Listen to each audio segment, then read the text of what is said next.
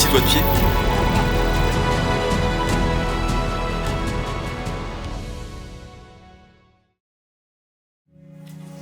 Comme vous le savez, je suis retourné un peu plus d'une semaine dans ma famille de cœur de Nouvelle-Zélande.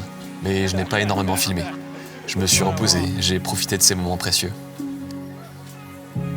Bon, j'ai quand même été filmer les filles à leur concours de cheval et l'atelier saucisse. Parce que bon, faut se le dire, c'était quand même quelque chose.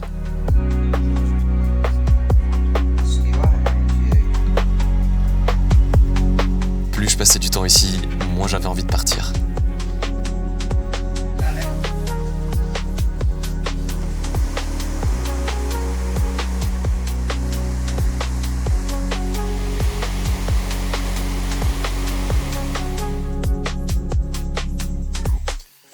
Gaïa m'avait invité à sa fête d'anniversaire, donc on a préparé l'événement pendant la semaine.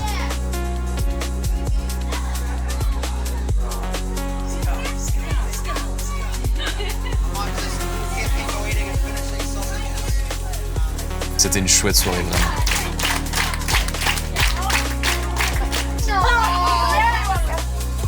Et puis, le moment fut venu de dire un vrai au revoir à ma famille d'adoption. Ils vont réellement me manquer. J'avais décidé ensuite de me rendre à Tauranga pour continuer mon voyage, une ville que l'on m'avait beaucoup recommandée, et Alicia m'avait donné le contact d'un woofing qu'elle avait fait. Je suis arrivé dans une famille très gentille pour les aider dans la création d'un nouveau potager en permaculture. Ils ne souhaitaient juste pas être filmés, donc je respecte ça. Amélia, la maman, est une américaine qui fait de l'acupuncture, et elle travaille aussi en tant que barista dans le café familial au centre-ville. Elle s'est formée en permaculture, et c'était très intéressant de discuter avec elle de ces différentes techniques. Pendant cette semaine, je me suis aussi mis en recherche d'un job dans les vergers de kiwi. Parce que Te Puke, à 20 minutes de Tauranga, est considérée comme la capitale mondiale du kiwi. Ouais, en France, vous avez sûrement mangé des kiwis qui viennent de Te Puke. Et puis honnêtement, c'est ce que font la plupart des backpackers pour se faire de l'argent facile. Et j'ai eu un job. Alors, facile, ça dépend. Parce que les journées de 9-10 heures, à lever constamment les bras, la tête, en piétinant toute la journée, mon cou et mon dos s'en souviendront. En gros, le but, c'est de laisser un seul king fruit. S'il y en a 3, il faut n'en laisser que un. Là, voilà. Le but, c'est de nettoyer et de laisser de la place aux plantes, en fait. Et que les fruits aient assez de place pour grandir. C'est assez important, voilà. Et ça s'appelle du finning. Tu vas être trop plat, donc on l'enlève. Ceux qui ont des petits crochets aussi, et les doubles et triples, on les enlève. On laisse que les solos. Yeah. C'est un taf ingrat, mais bon, ça m'a permis de renflouer un peu les caisses. Le gros souci également, c'est que la plupart des champs de kiwis sont gérés par des Indiens qui parlent un anglais terrible. Et quand tu arrives à les comprendre, tu comprends qu'ils te parlent un peu comme un des chiens. Donc bon, ouais, pas la meilleure expérience de Nouvelle-Zélande pour moi, je vous avoue. Et je ne vous parle même pas des remarques et des comportements déplacés envers les filles. Aujourd'hui, c'est un autre job. Alors en gros, il faut prendre les lianes des kiwis qui sont en train de pousser et les enrouler autour des fils, comme ça. Voilà, il faut faire ça partout. C'est un peu moins chiant que le finning, mais ça reste un peu physique parce que t'es sur une échelle en haut des kiwis et c'est hyper casse-gueule. Tu te raccroches avec les câbles et tout, ça te fait mal. Et voilà, et donc les petites lianes comme ça, voilà, il faut les accrocher. C'est assez marrant en vrai. Je crois que je préfère ce taf que la sélection de kiwis. Dans cette région, on voit s'étendre des champs de kiwis à perte de vue. C'est vraiment immense. Une chose que j'ai réalisée avec toutes mes rencontres, c'est que les Néo-Zélandais adorent mettre des pesticides partout. Ils appelaient ça le spray. Que ce soit dans les kiwis avec carrément des avions pulvérisateurs, dans les champs de patates, dans les jardins privés. Le Roundup n'est pas interdit chez eux et ils en mettent partout. Et ça, j'avoue, je comprends pas vraiment. Parce que ce sont les premiers à essayer de préserver leur écosystème, leur environnement, te demander de faire hyper gaffe partout où tu vas dans la forêt, et ils sont très exigeants sur ça. Pour moi, ça n'a juste pas de sens. Heureusement, j'ai trouvé un coloc super sympa. Il s'appelle Dewey, il m'a accueilli comme un ami, et il était vraiment adorable avec moi, toujours prêt à m'aider, à rendre service, une vraie boule d'amour. Pour l'instant, je n'ai rencontré que des kiwis formidables durant ces 3 mois. Et en vrai, c'est un peu la réputation des Néo-Zélandais. Du coup, je me suis posé une bonne semaine à Te Puke. J'ai aussi visité les alentours et profité un peu du cadre de vie incroyable de Tauranga. Les fabuleuses cascades de la région,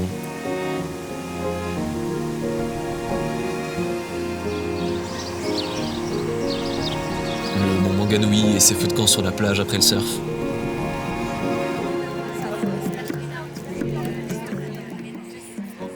J'ai rencontré des gens vraiment géniaux ici.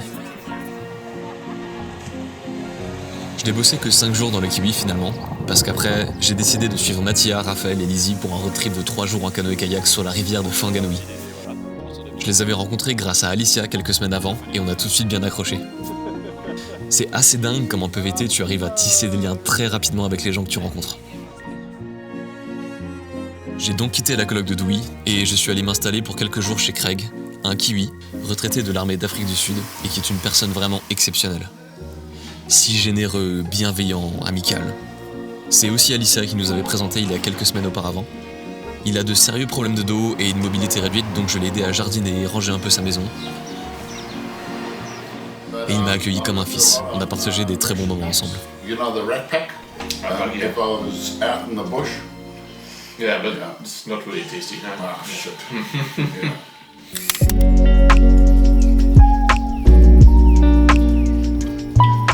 Sur la route pour Fanganui, on a fait plusieurs stops pour voir les plus beaux endroits de l'île du Nord.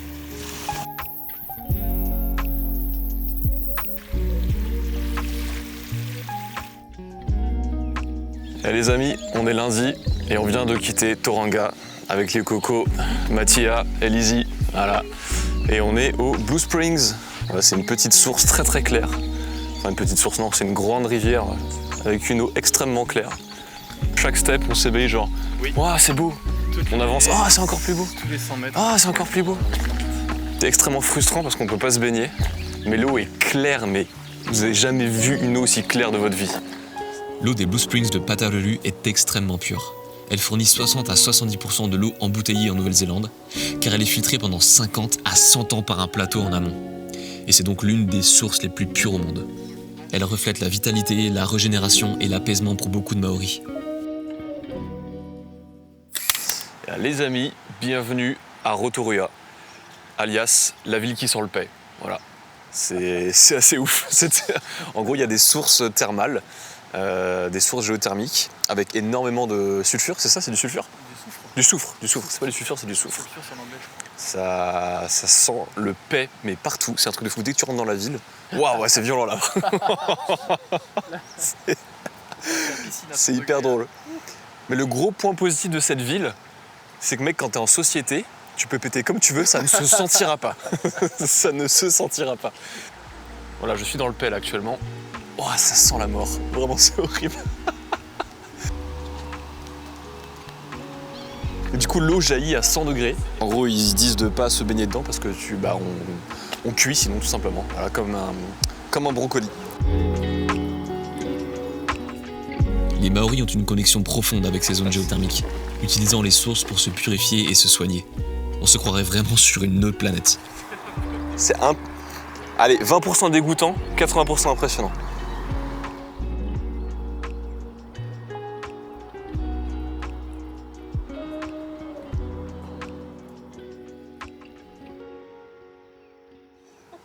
It's hot? Very hot?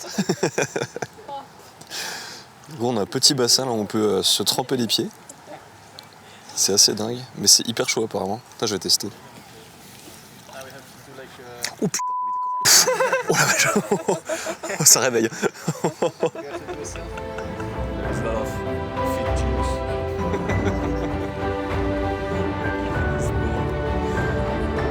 On est également passé dans la région de Topo, qui est vraiment magnifique. Le free camp qu'on a trouvé était juste féerique, et on a eu le droit à un sublime coucher de soleil sur ce lac si apaisant.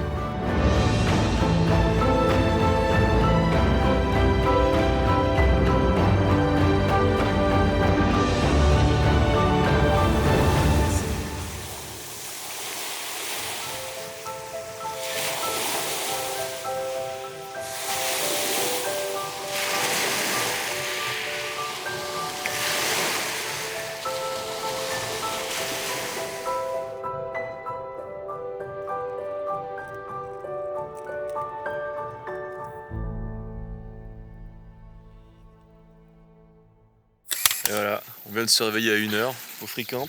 Puis là c'est la petite douche matinale et lessive pour Mathia. Voilà. C'est propre. Et Lizzie bien sûr, l'allemande, la première dans l'eau. Toujours se baigner partout où on peut.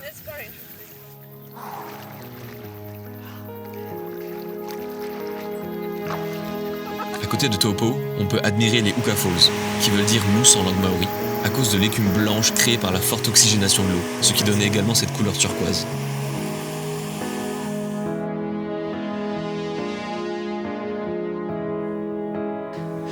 Après une rapide visite de cette petite ville charmante, on retrouve Raphaël pour manger autour du lac. On mange tous un truc différent. Et moi j'essaie de cuisiner une paille. Et regardez la gueule de la paille. Voilà. On va arrêter les conneries parce que là c'est...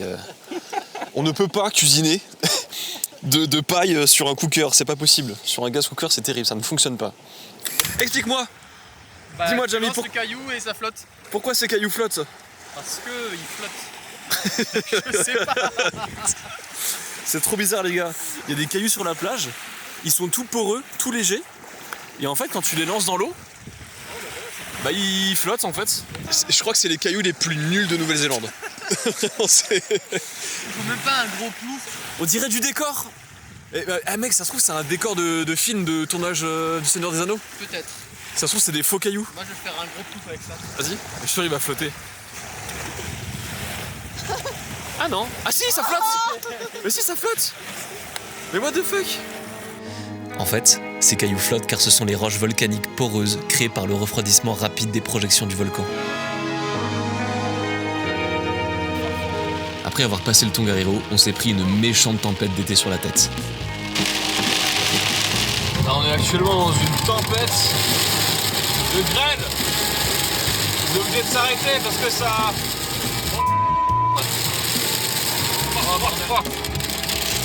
Oh la vache. Et quand t'es en van life, c'est très relou quand il pleut. Tu peux presque pas cuisiner, tout est humide, t'as froid. Du coup, bah, on se réconforte comme on peut.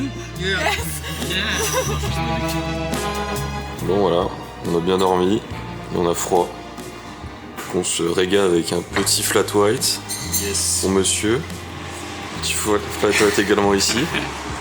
Petit Apfelstrudel. Sur la route se dressaient également plusieurs cascades très sympas. C'est incroyable.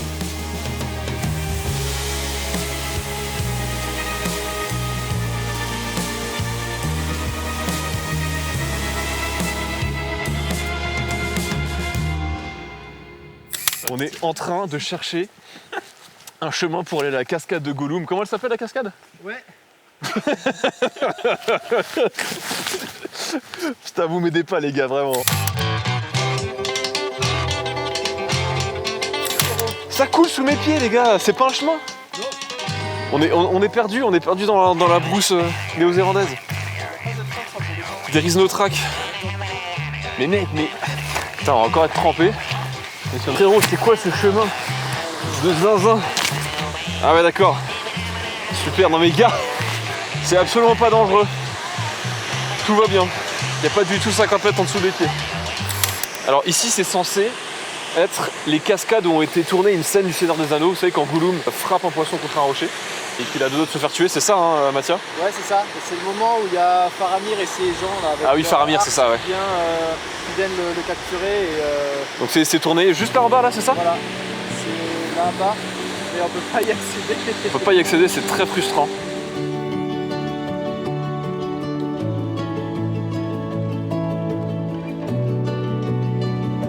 Après 2 jours de pluie intense, 2 amies allemandes de Lizzie nous ont rejoints pour le voyage, Mathilda et Ina, 2 personnes aussi formidables. Ce soir, on est en train de se préparer pour la randonnée en kayak, la Whanganui River. On avait réservé du coup la randonnée et à cause du mauvais temps, on a dû la décaler d'1 jour et du coup, il n'y avait plus de place dans les huttes. Du coup, on va dormir en tente dans des campsites. Et du coup, faut prendre 2 tentes en plus.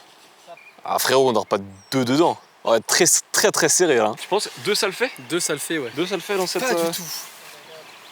Jamais ça le fait à 2 frérot. Ah bah. Alors ça le fait, mais on va être très proche. Hein. Ça me dérange pas. Do you think it's okay for 2 people? Yeah, of course. I would say it's okay. German are crazy. I think How are you? Allez, ça va ou quoi? On se prépare pour le kayak. Ça ballonne en tout cas. Ça ballonne et je commence à avoir le mal de voiture. Ça va, il reste plus qu'1 heure de route. 1 heure de route comme ça, je crois que je vais pas Ça va être compliqué. Bah, ça va sûrement quicher très très fort. Between the group of you, and they can sit on either one of your fellas' boats, so it'll be alright. Voilà, on est parti pour 3 jours de kayaking intense. Hey! Arrête toi! Ça pagaie à mort, hein? 33 grammes de protéines, 3000 calories. Là-dedans. Ah, super, hein, déshydraté. Ah, je précise. Ah, c'est un peu épicé. Ouais, non mais c'est mild, c'est vrai. Tu sens rien. D'accord, ok. Pas d'épicé. Bon, on va rajouter du sel. Même les bolos, elles sont un peu épicées. Voilà, donc le paquet est ouvert. Ça ressemble à ça dedans. Magnifique. Ah ouais! Ouais. Incroyable. Et donc en fait après l'idée c'est de mettre de l'eau jusque là quoi. Pourquoi? Ah ouais, d'accord. T'as des mesures en fonction ça. des monts, c'est pas du tout parlant. Vraiment pas.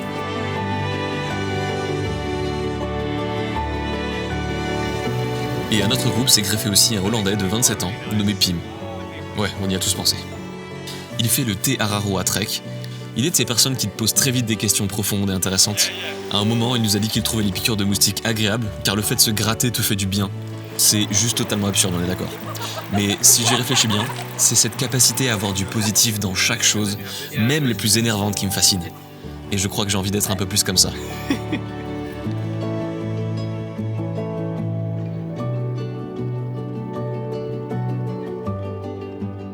Jour 2, sur la Whanganui River. On a fini de prendre le petit-déj et on fait bouillir de l'eau parce que on n'a pas d'eau potable. On mange des petits-déj déshydratés et puis on carbure au bar de céréales, c'est super. Aujourd'hui, side quest numéro 1, on doit sauver la piquette. On avait une piquette sur sur l'autre rive. On va essayer d'aller la sauver parce qu'elle appelait sa mère toute la soirée d'hier. Toute la nuit aussi. Bon, j'ai pas très bien dormi parce que le matelas était. Bah, il y avait pas de matelas en fait, le matelas s'est dégonflé. Donc, en fait, il nous a donné des matelas éclatés. Ouais, c'est des self-inflating là, mais ça inflate zéro. Par contre ça deflate très vite. Ça deflate très vite, ouais. Et le truc un peu flippant ici, c'est qu'on capte absolument pas de signal, il n'y a pas de service, pas d'internet, pas de téléphone. Du coup, s'il nous arrive un truc, c'est un peu flippant. Tu te dis, merde, comment on fait si on a une urgence? Bon, heureusement, il nous a donné une balise de réception pour envoyer un signal en cas de détresse. La lumière du phare Alexandrie fait naufrager les pavillons de ma jeunesse. Et non, de galère.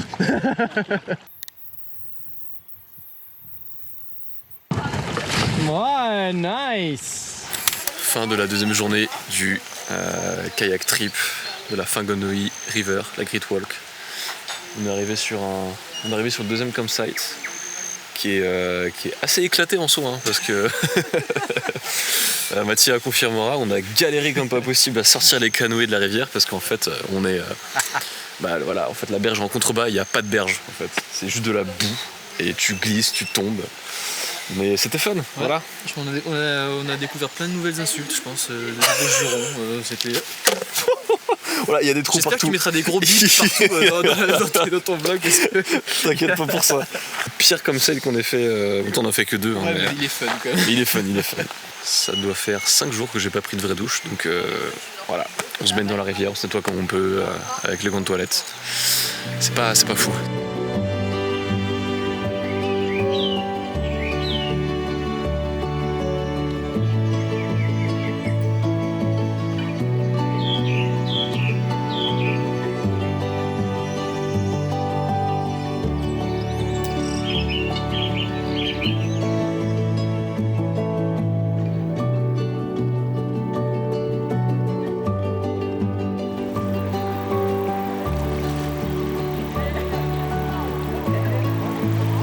Et j'ai réalisé que ce n'était pas forcément les randonnées ou les activités que je fais qui m'importent, mais bien les personnes avec qui je le fais et que je rencontre. Je suis convaincu que l'on grandit avec des expériences, mais surtout avec des rencontres et des discussions. La Whanganui River, de son nom maori Te Awa Tupua, est considérée comme un être vivant indivisible, un ancêtre vénéré par les anciennes tribus maoris, les Iwi. Elle porte la mémoire et la force vitale en elle et permet aux Maoris de se reconnecter à leurs origines.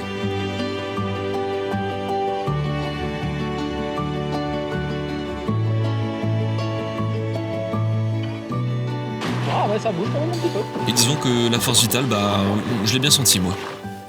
Troisième jour, dernier jour de canoë sur la Whanganui River. Et on vient de finir de manger là, on s'est arrêté, on s'est dit on va faire une petite baignade et tout. Et là il y a Ina qui a senti un truc lui filer entre les jambes. Je me dis c'est une anguille et tout, c'est pas grave. Et des fois elles sont un peu curieuses, tu vois. Et là je mets le pied dans l'eau, je range le matos et je sens un truc me mordre le petit doigt de pied, mais assez violent, et qui commence à se débattre. Et je gueule, tu vois. Et en fait, je pense que c'est une anguille qui m'a mordu. Voilà. Et ça me pique. Ça me lance extrêmement fort dans le pied. Finalement, c'est plus dangereux que ce que je pensais, la Nouvelle-Zélande.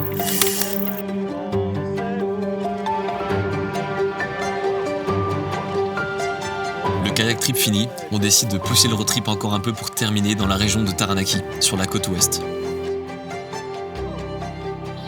Ici se dresse un des sommets les plus connus de Nouvelle-Zélande, le mont Taranaki.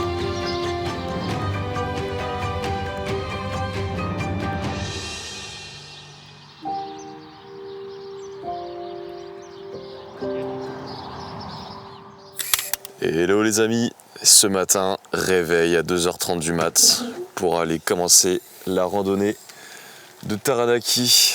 Que Lizzie est réveillée. Lizzie? Oh, hast du gut geschlafen? Cool. Lizzie est on fire.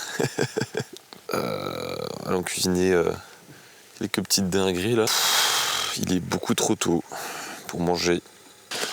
C'est parti pour 4 heures de fun. Peut-être même un peu plus.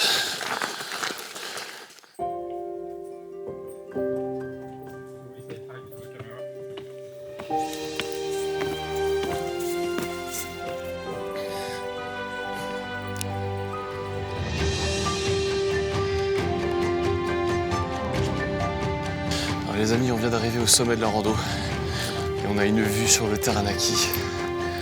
C'est juste, mais incroyable. C'est...